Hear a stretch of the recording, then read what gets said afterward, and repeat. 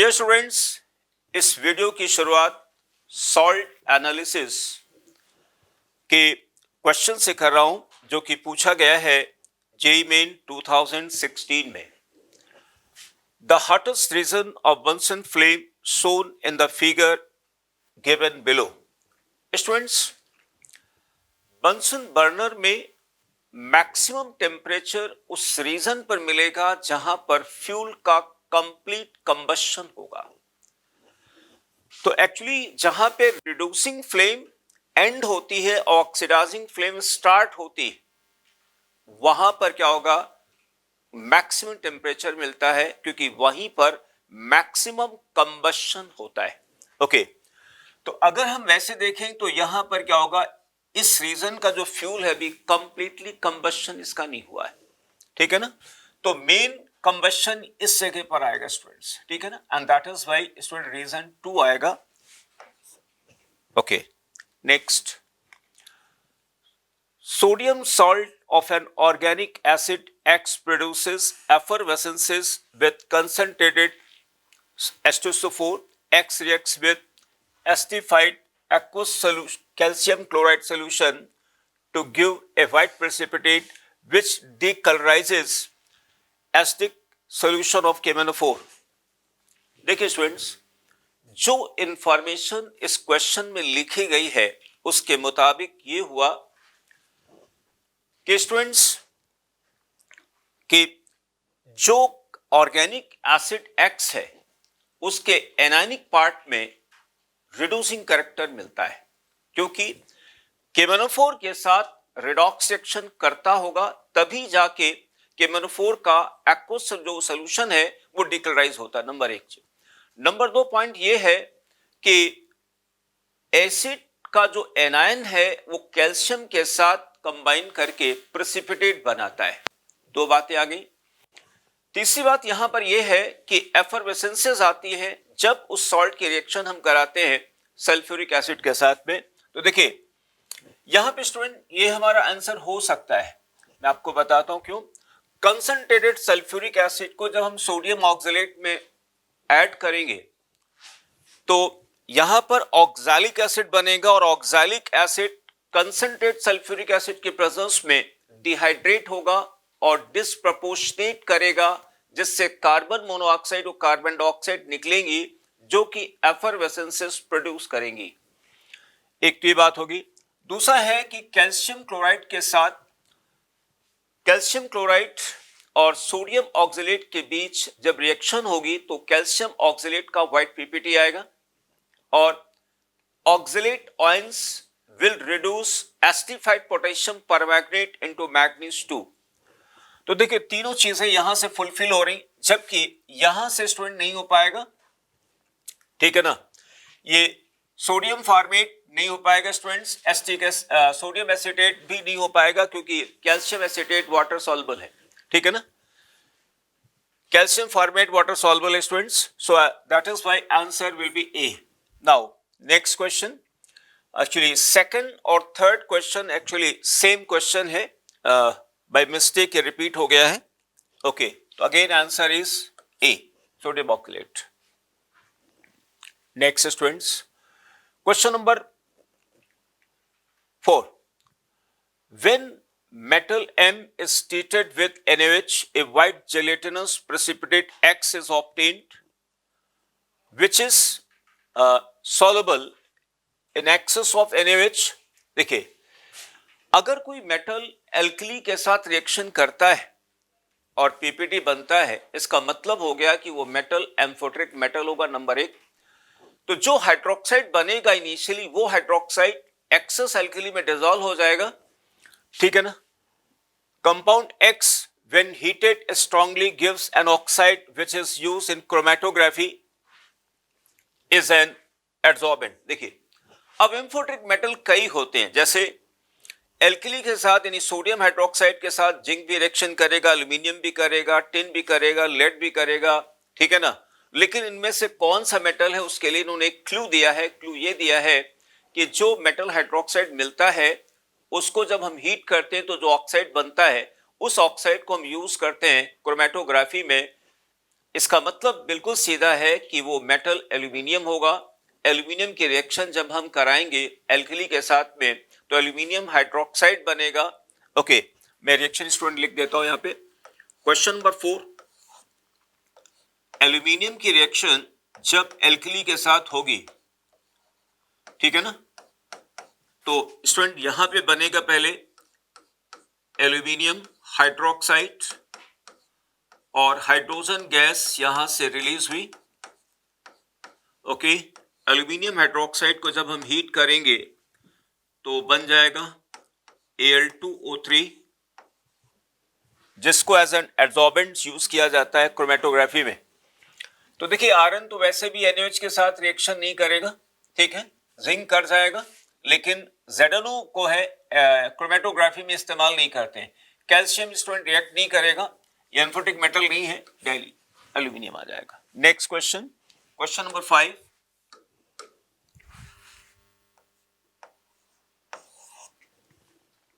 which of the following salt is the most basic in aqueous solution? देखिए students, कोई salt का solution basic कब होगा?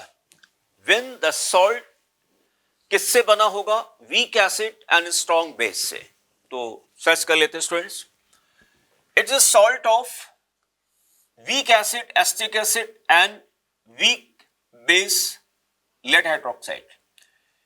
It is salt of weak base aluminum hydroxide and very weak acid SCN. Salt of weak acid acetic acid and strong alkali KOH. इसका aqueous solution basic होगा।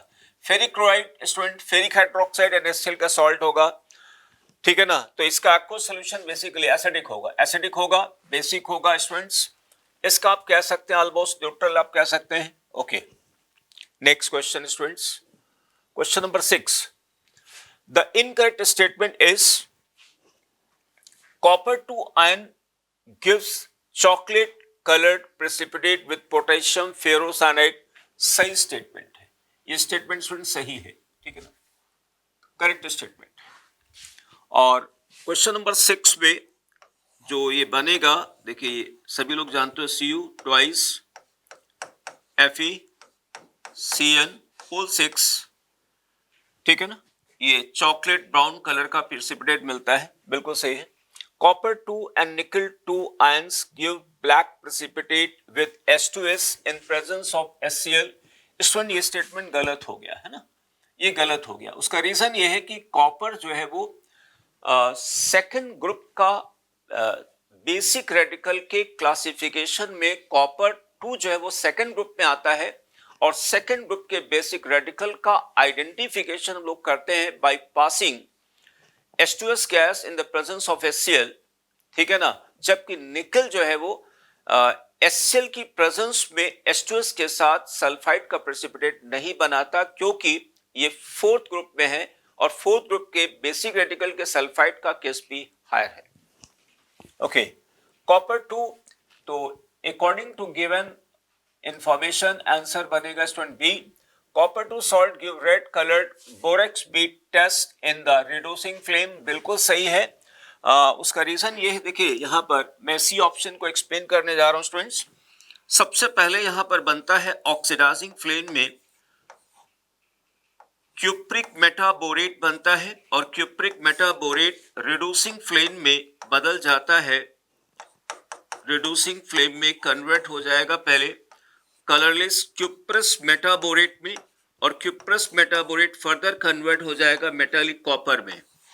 और beat test के दौरान reducing flame में cuprous metaborate reduces into metallic copper, and ये copper disperse हो जाएगा bead के अंदर, and it appears red opaque bead मिल जाता है। ओके, नाउ स्टूडेंट्स इसका daily option ferric ion gives blood red colour solution with potassium thiocyanate, बिल्कुल सही है। और ब्लड रेड कलर का जो सोल्यूशन बनता है वो स्टूडेंट ये आता है Fe water hole 5 HCN N2+। इसको आप ऐसे भी लिख सकते हैं या इसको आप ऐसे भी लिख सकते हैं Fe HCN होल थ्राइस, ठीक है ना। Actually, blood red colored compound has many different compositions. उनमें से अक्सर हम लोग इनका proportion लिखते हैं because इनका proportion ज्यादा होता है. Okay. तो 6 का आंसर बना है students B Bombay. Now question number 7. Question number 7 में लिखा है A white sodium salt dissolves readily in water to give a solution which is neutral to litmus. देखिए अगर सोडियम का सॉल्ट कोई पानी में डिसॉल्व किया गया है उसका एक्वस सोल्यूशन न्यूट्रल है, it means it is a salt of strong base and strong acid. ठीक है ना. तो ये NaCl हो सकता है, सोडियम सल्फेट हो सकता है स्टूडेंट्स. ठीक है. When silver nitrate solution is added to the aforementioned solution, a white precipitate is obtained which doesn't dissolve in the dilute nitric acid. तो स्टूडेंट यहीं से बिल्कुल क्लियर हो गया कि सिल्वर के सभी प्रेसिपिटेट डाइल्यूट नाइट्रिक एसिड में डिसॉल्व हो जाते हैं except what AgCl, AgBr, AgI. These halides precipitates do not dissolve in dilute nitric acid. और देखिए AgCl व्हाइट आएगा, AgBr पेल येलो आएगा, AgI येलो आता है. ठीक है ना. एंड दैट इज व्हाई यहां पर क्लोराइड है. और वैसे भी देखिए ना, अगर क्लोराइड इससे पता चलता है तो NaCl क्या हो गया, salt of strong alkali and strong acid, neutral होगा. तो क्लोराइड आएगा स्टूडेंट्स. ठीक है स्टूडेंट्स. देखिए यहां पर सोडियम कार्बोनेट लेंगे तो बेसिक होगा, ऐसे में आपको देखा न्यूट्रल होगा. लेकिन सिल्वर सल्फेट स्टूडेंट क्या स्पैरिंगली सॉल्युबल पीपीटी बनाता है. सिल्वर सल्फाइड या ब्लैक आ जाएगा students. Next question number 8. An organic compound A is oxidized with sodium peroxide followed by boiling with nitric acid. Okay, कोई स्टूडेंट ऑर्गेनिक कंपाउंड है, मैं इसको solve करता हूं. कोई ऑर्गेनिक कंपाउंड स्टूडेंट मान लिया, सपोज करिए X है, कंपाउंड A है, और इसको इन्होंने ऑक्सीडाइज किया सोडियम पेरोक्साइड के साथ.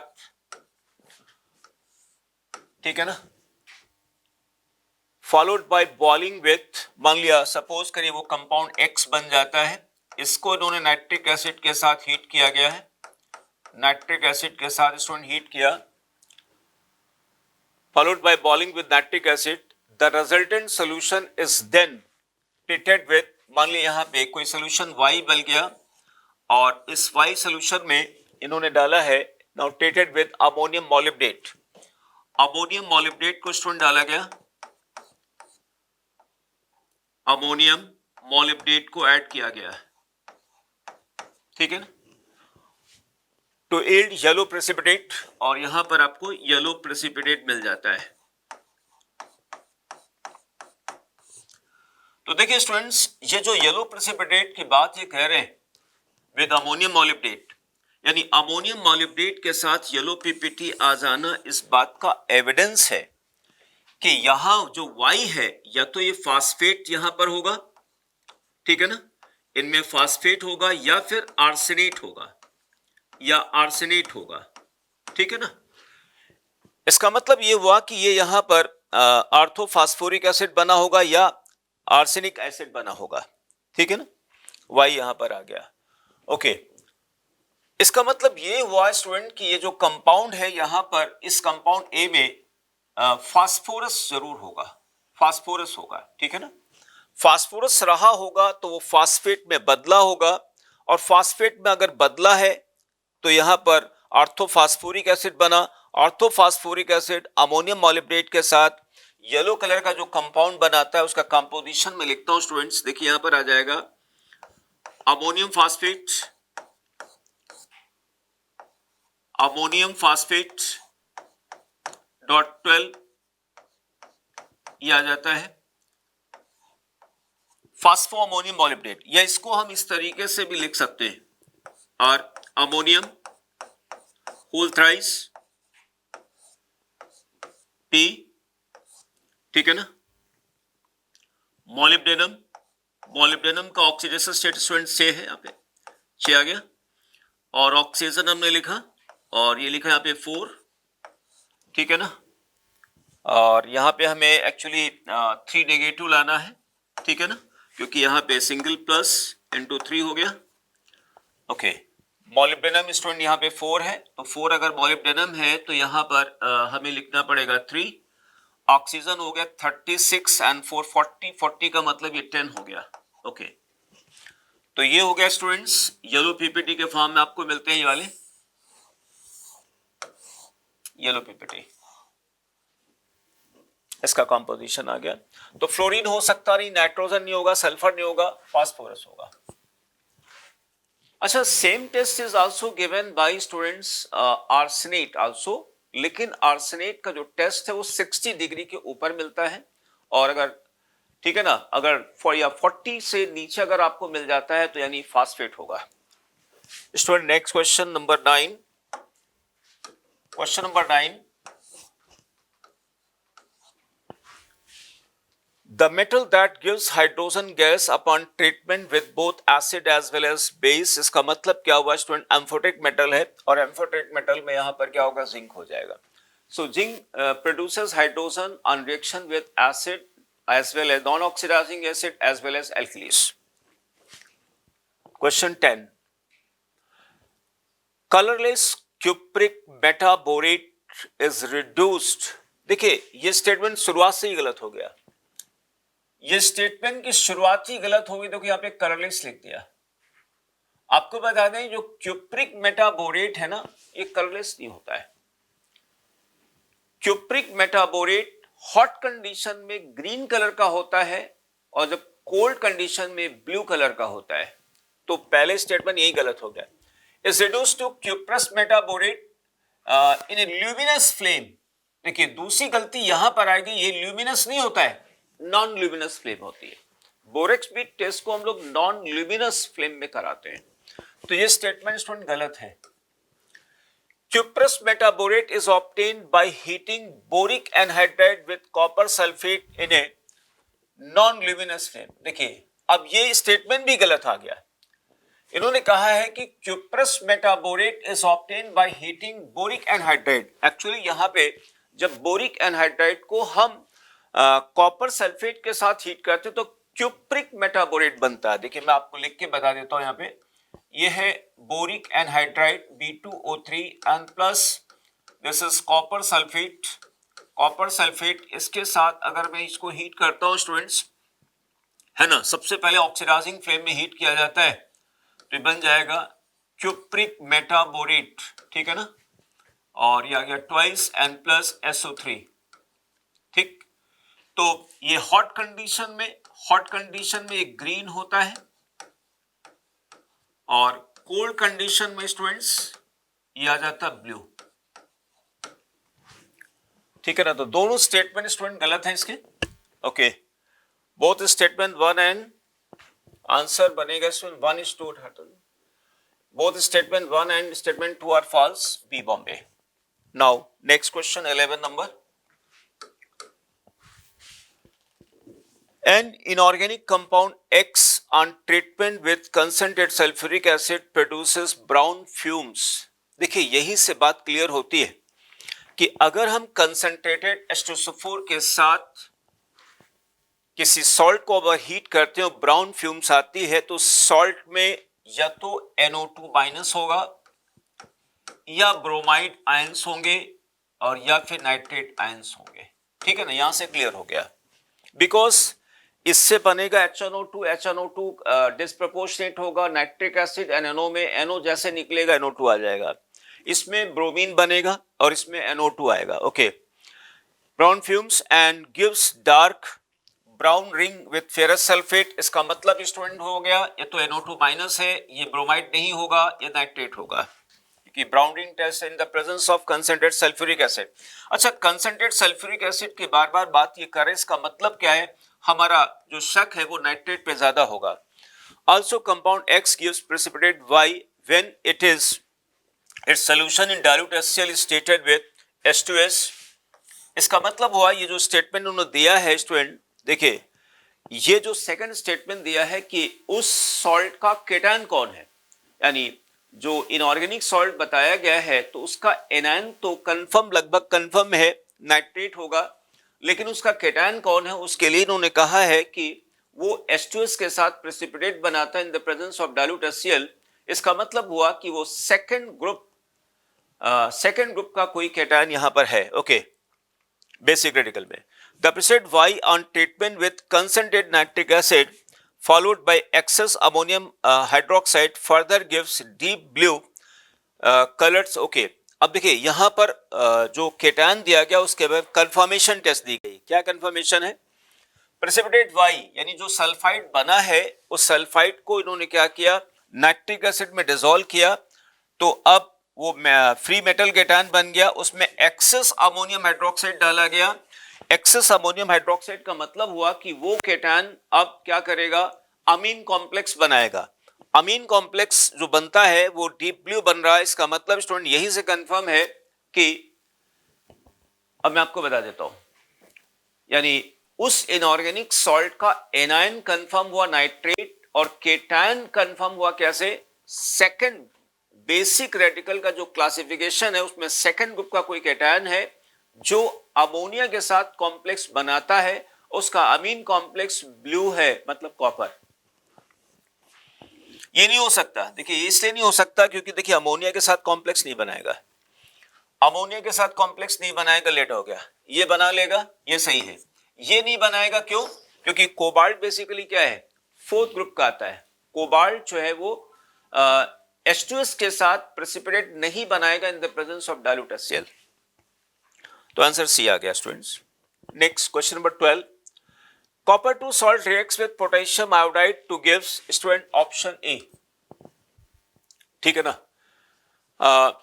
वैसे आपको बता दें, होना तो चाहिए आंसर बी बॉम्बे, लेकिन एनसीईआरटी के डी ब्लॉक में लिखा गया है कि copper 2 ions which exhibit oxidising character when react with I minus, जिसमें कि रिड्यूसिंग कैरेक्टर होता है, तो I माइनस कॉपर 2 को रिड्यूस करेगा कॉपर 1 में और क्यूप्रस आयोडाइड बनेगा. और क्यूप्रस आयोडाइड का जो फॉर्मूला लिखा गया एनसीईआरटी में वो Cu2I2 लिखा गया. इसलिए जेईई मेंस में अब तक जितने भी क्वेश्चन इस टाइप के पूछे गए उन सभी में इसका आंसर Cu2I2 ही लिखा गया है. Okay, according to the NCERT.